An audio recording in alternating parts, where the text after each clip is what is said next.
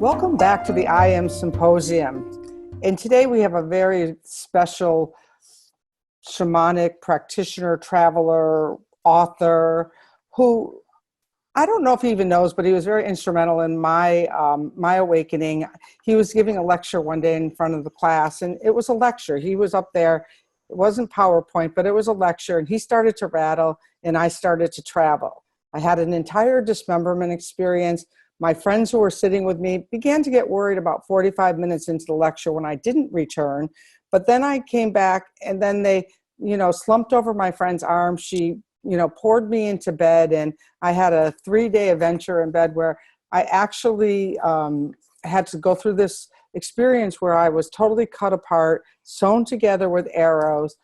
Then I was taken in a spaceship to be interviewed for a job, which, by the way, I got. And now, all these years later, sitting here with Hank Wesselman, I think I understand that I was being interviewed for this windwalker's job that I have, this wind woman. So let me introduce Hank. Hank Wesselman began his career as a paleoanthropologist after completing his undergraduate work and his master's degree in zoology at the University of Colorado at Boulder. He then served in the United States Peace Corps, living among people of the Yoruba tribe in Nigeria, which is where he first became interested in indigenous spiritual traditions. He went on to earn his doctoral degree in anthropology from the University of California at Berkeley. Over the past 45 years, he has worked with an international group of scientists exploring the fossil beds of the Eastern African's Great Rift Valley, seeking answers to the mysteries of human origins. His fieldwork has allowed him to spend much of his life with tribal people who have rarely, if ever, been visited by outsiders. These were among his first encounters with traditional shamans. Dr. Wesselman is also a shamanic practitioner and teacher, or shamanist, as he says, now in his 36 years of his apprenticeship. The books in his autographical trilogy, Spirit Walker, Medicine Maker, and Vision Seeker, have been published in 14 languages and reveal the nature of his initiation into the shaman's world, a reality that growing numbers are eager to experience themselves. He is also the author of The Journey to the Sacred Garden, a guide to traveling in the spiritual realms, The Bowl of Light, which shares his teachers of authentic Hawaiian kahuna mystics regarding the end of his cycle of ages and the beginning of the next. In his most recent, The Reenchantment, a shamanic path to a life of wonder. That is a mouthful. We're so honored to have you and that you're taking this time with us today from Hawaii.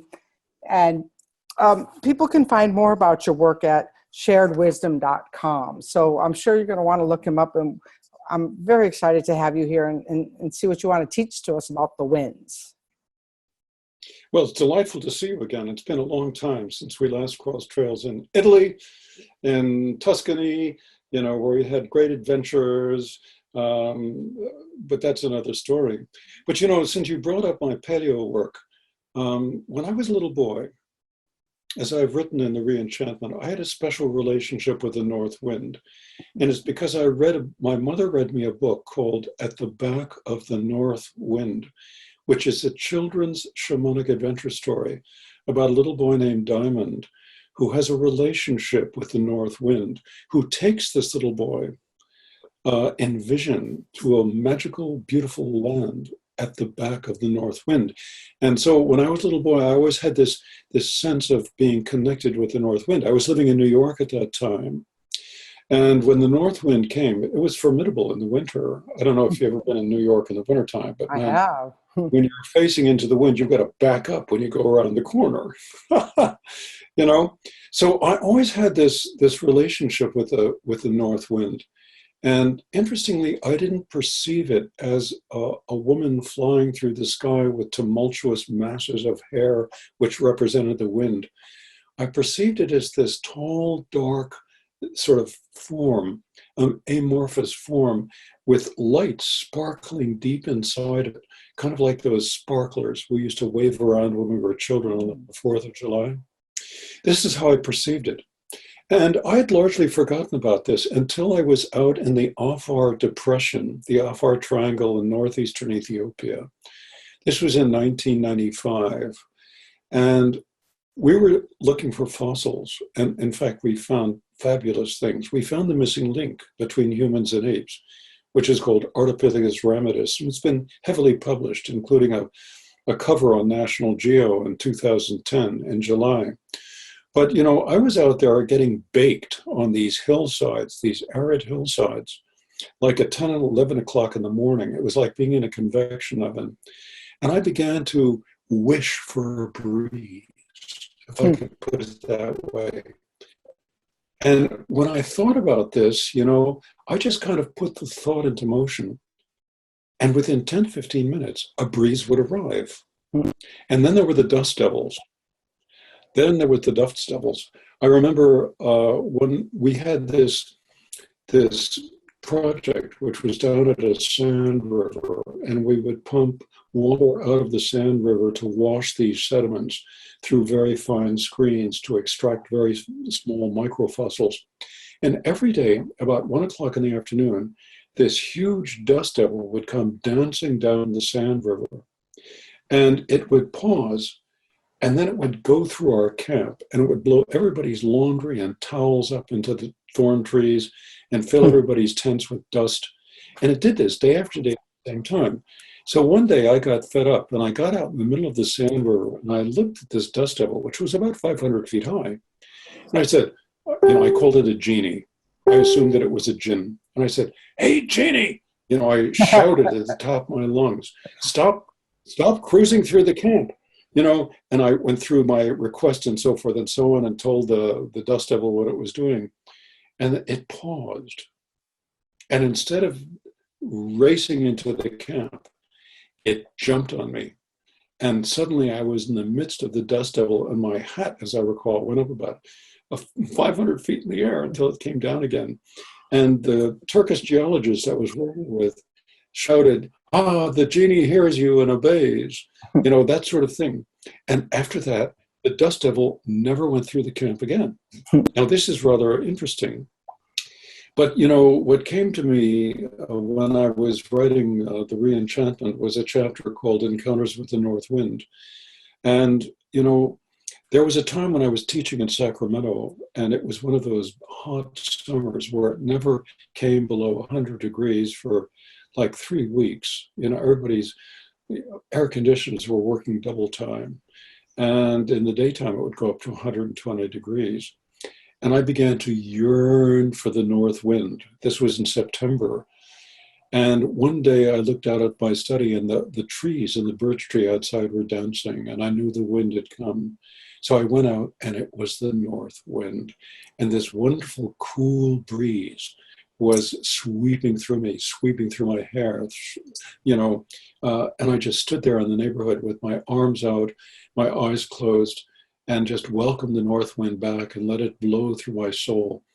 And it was about 15 minutes in when I opened my eyes. And as I've written, you know, I lived in a very conservative neighborhood at that time, and my neighbors were staring at me. They were not reassured.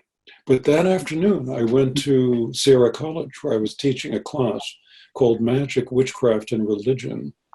And I don't know what I talked about on that afternoon, but that same afternoon, a girl came up to me, a woman, came up to me after class and said she had psychic abilities. And she wondered if I knew that there were others beside the students who came to hear what I had to say. And I looked at her and I said, "Others?" And I made encouraging gestures. And she said, "Yeah, usually I see them in black and white or as shadows. And I believe that they're the spirits of dead people who come to hear what you have to say." But on this particular afternoon, she told me there was this huge dark form with lights sparkling inside it like sparklers. And this huge dark form noticed that she could see it. It became very differential and assured her through emotional pulses. This wasn't happening in the King's English. It was through emotional pulses that the message came through that it wasn't there to cause any trouble. It was interested in me, and it had a message for me. It said, you must keep writing. You have more books you have to write. Now, this was like 20 years ago. And so I did. I kept writing. And she said, you know, when I received the message, I looked at this huge dark form, and then it wasn't there anymore. It was just simply gone. But it was years later, when I was at Brighton Bush Hot Springs in Oregon, that we were going to do a transpersonal healing ritual as part of a 5-day workshop that evening. And this was in July when it was really hot. And the wind came on this occasion, and I've come to perceive it as the healing wind. That's the way I experience it. So I have this strange connection with the winds, as you do. And I don't know how many shamanists, how many shamanic practitioners are actually engaged with the winds, but I seem to be, and I still am today. Of interest, you know, just quickly, today is Saturday. Last Monday, I had cataract surgery in Honolulu for my eyes. I got an upgrade. And it's really great, you know. But the day before, all right, the north wind came. Now, the north wind never blows in the tropics. It's the northeast wind, the trade winds. The north wind came the day before. It blew the entire day of my healing, and it blew the day after, and then it stopped. So, you know, we don't want to claim anything here, but, you know, I pay attention to details like this so I don't miss them. So I've always had this wonderful sense of connection with the spirits of the winds. I don't perceive them in human form. I don't perceive them as human at all. They're rather alien, but they seem to respond when I connect with them. Let's just put it that way. I'll set my intentions into action, and I'll think about them. And, you know, within a very short period of time, they tend to arrive. Hope the people on voyaging canoes don't find out about this, or they're gonna capture me and take me prisoner and make me bring the winds for them to sail all over Polynesia, which is what they do. You'll be But, there you know, with your gourd. Yeah. But, you know, when I read your book, I really liked it. I really liked it. I think it's a very unique book. And I think it'll give people a lot to think about, a lot to think about. And this is very important because you and I and others like us are contributing to a kind of spiritual revolution which is going on in society. You know, this is not a political revolution. It's not a social revolution. It's not an economic revolution. It's a spiritual revolution to bring people into connection with their inner sources of wisdom and power. And it really begins with nature mysticism and then progresses from there into authentic deity mysticism, in which we can connect with the folks upstairs, as I think of them, the higher organizing intelligences in what Christians call heaven and Muslim people call paradise. And they're real. This is what we discover as shamanic practitioners. Isn't that not right? So this must give you pause, and maybe some questions come up for you. Absolutely. I'm going to go out on a limb here, if we could. When supposedly maybe a comet hit the planet a few 2,000 years ago or more there, or was it longer? And what I've been getting a message from the wind, and I would love to hear your perspective on this, is that when the planet went dark and there was no air moving for a while, and it was covered in darkness and no ability for the air to move, that it was the winds that these higher beings that you're calling them, maybe from heaven, or because you know nirvana's a wind as well, is that it was the winds that came back to reinform us. So it's not surprising that the winds have come to reinform you at certain times in your life.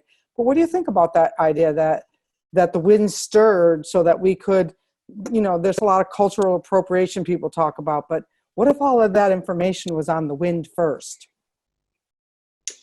Well, Renee, this brings up the stromatolites. What's that?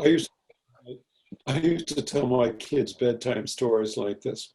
Stromatolites. All right, initially the planet was, when it solidified into stone, and there were seas, there was water here that was, it may have been brought by comets, we don't really know. But there were these, there was no atmosphere that was breathable at that time. It was a poisonous atmosphere. But there were these anaerobic clusters or colonies of bacteria that lived in the shallow seas called stromatolites. Hmm. And there's only one place, two places in the world where they still live, in the shallow seas off Western Australia and in the Bahamas. Stromatolites at low tide are exposed, and they kind of look like blobs of what? Like blobs of chocolate pudding, but they're solid. And they form these large blob-like structures. And what they are colonies of bacteria which are anaerobic. And what they do is they produce oxygen.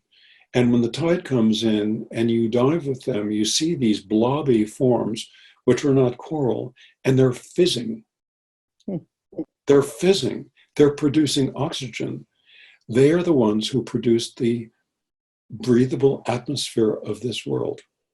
And so we owe the stromatolites a great gift of thanks, for creating a world in which, organic life forms could survive on the planet. And ultimately, I think they have a relationship with the winds as well, because they produce the atmosphere. And as the atmosphere moves, it goes where it wants to go. The winds are completely free, but they have their own kind of consciousness, their own kind of awareness. And as shamanic practitioners, we can connect with them. My wife, Jill, who you know, has made a suggestion that we do a pilgrimage to Western Australia or to the Bahamas to pay homage to the stromatolites. I love that. Might be a good idea. I used to tell my kids stories, bedtime stories about things like the stromatolites or the titanotheres. The titanotheres were huge rhino-like beings that lived during the Eocene and Oligocene periods, like 30 million years ago. And then they'd go to school the next day and they'd tell their teacher and their classmates about the titanotheres and the stromatolites. And I think everybody thought they were just making it up. They weren't.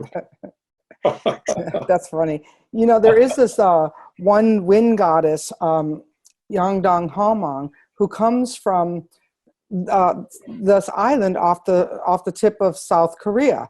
And for the longest time, I was stumped with this one because I kept looking at Korea and they're like, well, this just, this Muslim type country, where does this wind fit in? And so I dug further and I thought, and I found Jeju.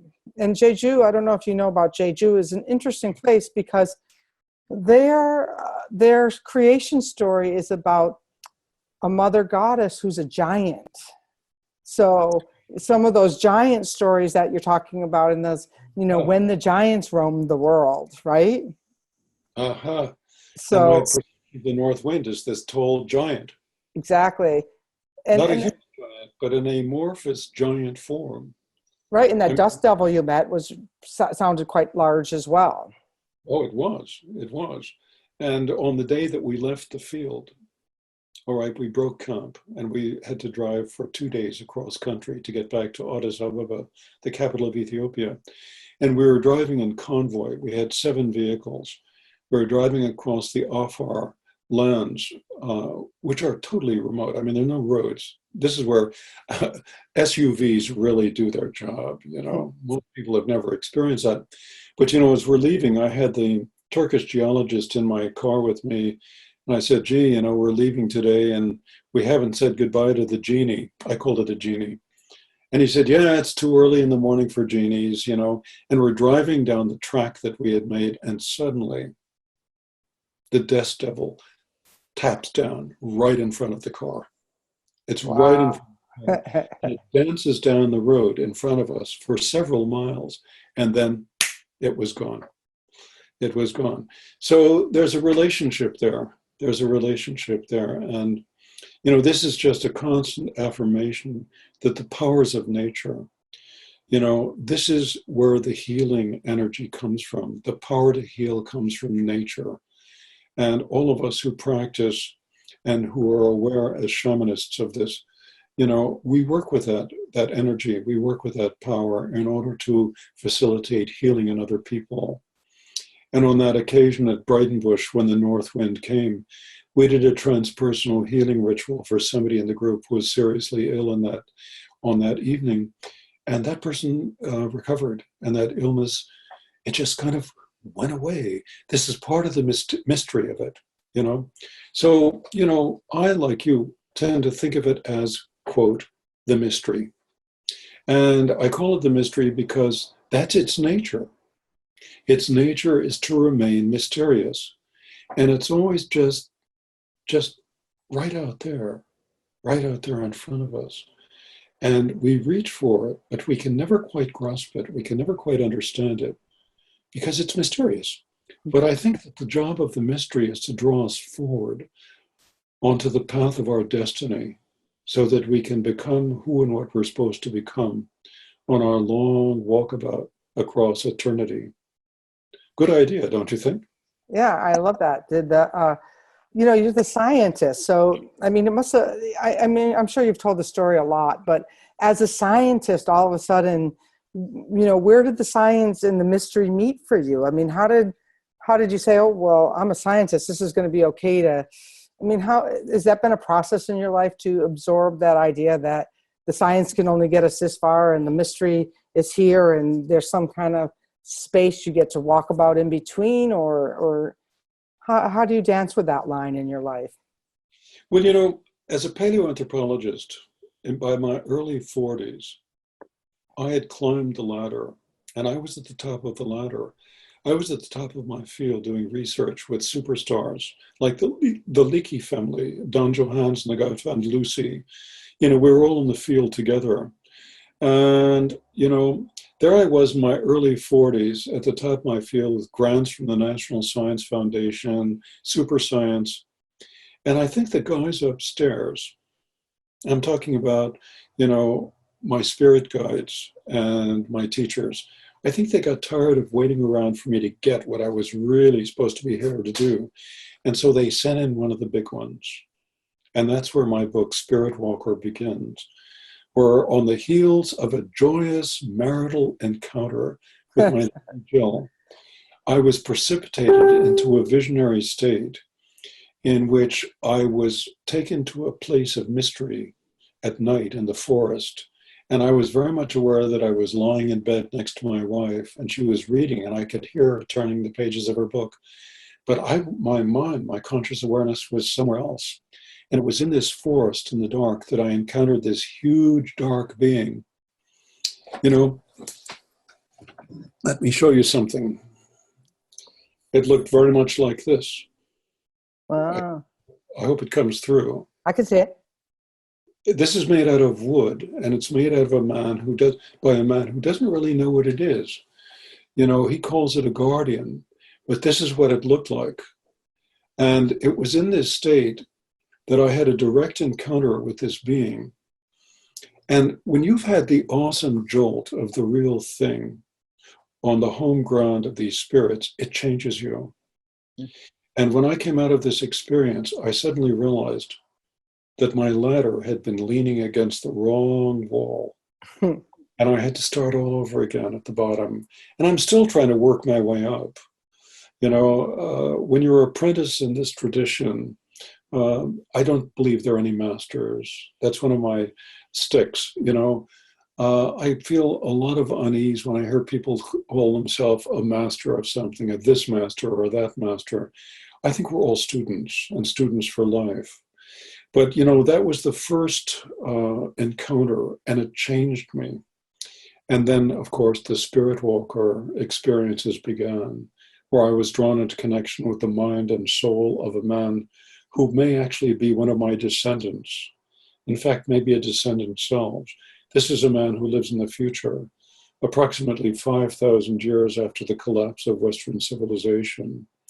And these visions, these spontaneous connections with him, when I was in connection with him, I was him. It was like I was him. I was seeing through his eyes, listening to his thoughts, listening to his memories. And I learned a heap about him and his time and his history. And it eventually stretched into 3 books, and I couldn't believe it. And, let me just say, I'm very grateful to Hay House for publishing my 3rd book. The first 2 were published by Bantam Books in New York, and they've done very well. I still, get a lot of emails about these books because they're quite unique, like yours is, your book on the winds. So do you still connect with Nanoa, or is that time, has that window closed, or what's with that? Well, this man, whose name is Nainoa, is a man of Hawaiian descent, Hawaiian ancestry, and he lives somewhere on the western coast of North America in a future which is profoundly different from that of today. After Vision Seeker was published, that connection with Nainoa slowly closed. Interesting. And I always wondered. there was nothing like for 7 or 8 years. And then one night, Jill and I were in a hotel near a freeway in Sacramento. And at 4 o'clock in the morning, which is usually my time, it clicked on again. And Nainoa was back in my mind, and he needed information. He sees me as a resource to recover lost knowledge from the past. It puts me in a very interesting position as a scientist, don't you think? Absolutely. And so I decided to engage in an experiment, because that's what scientists do. Having written 3 books, I've asked Nainoa to write the 4th book. And the 4th book will be the book of Nainoa. And he's writing about his life and time in the future with his family and his wives and his preoccupations and so forth. And people are going to like this, because I constantly get emails, what about Nainoa? We want to know more about Nainoa. And so, I wish I had more time to work on it. I'm really busy like you. And having talked to you today about this, maybe this afternoon I'll sit down. He's writing the book and I'm transcribing it. Maybe it's already written then. Well, he's writing it. And I have to tap into him. And that doesn't happen all the time. I'm saying maybe he's already finished the book. You just have to tap in and get the rest of it, because while you've been busy doing this, he's had time to write. You never know. Well, we're going to find out. I hope you'll find out before my contract is up. Oh, no. Your contract is, I think you still have a lot of writing to do. I'll be with that north wind all those times. You're fascinating and very understated about, that day that he rattles, he's a very, very powerful shamanist, as he might call himself. When we were in Italy, we did a lot of pump work, where we found that there was a lot of souls in that area that needed to go back. And I remember that really clearly, because learning that work helped again at 9/11, when there were so many souls that needed to go back again. And I am grateful for that experience that I had with you, that to learn how to really do that. We were boatloads of people we filled up there in a shamanic community, shamanic journey. What would be a thought that you'd leave people with for some wisdom for 2018, now that we've suffered out these windy times of 2017, and it's been a rocky road this year? Good question. I wrote a book called The Bowl of Light, which is about my relationship and philosophical discussions with a Hawaiian kahuna elder named Hale Makua. And he had a wonderful teaching that could be condensed into 3 statements. He said, as practitioners and as spiritualists and as shamanists and as mystic, our job is to love all that we see with humility, to love all that we feel with reverence, and to know all that we possess with discipline. That's about self-discipline. And, this is our path. We are to love, we are to know, we are to live with humility, with reverence, and self-discipline. And I think these are very powerful words to close with. It gives us a sense of, where we're going and how we're going to get there. Easier said than done, I'm sure. Oh, yeah. Well, when he did that, gave me that first one, love all that you see with humility, I was thinking, wow, easy one first. Now, Makoa was psychic and he was listening. And he laughed. He said, listen, I worked on that one for 7 years. So I've been working, I came into a relationship with my crew in 1996. So I've been working for 20 years and I'm still working. There's no getting off the wheel once you're on it.